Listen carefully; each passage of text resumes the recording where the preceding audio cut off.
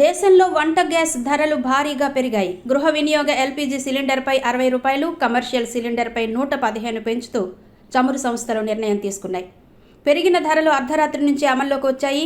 దీంతో LPG cylinder ధర 965 రూపాయలకు చేరింది. ఉజ్వల్ పథకం ద్వారా అందించే సిలిండర్ ధరల్లో మార్పు లేదని చమురు సంస్థలు స్పష్టం చేశాయి. పశ్చిమాసియా యుద్ధం నేపథ్యంలోనే ధరలు పెరిగినట్టు తెలుస్తోంది.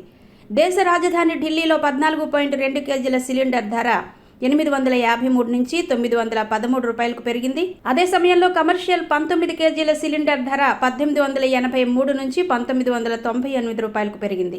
ముంబై మహానగరంలో 852.50 ఉన్న డొమెస్టిక్ సిలిండర్ ధర 912.5కు చేరింది. కమర్షియల్ సిలిండర్ ధర 115 రూపాయలు పెరిగి 1835 రూపాయలకు చేరుకుంది.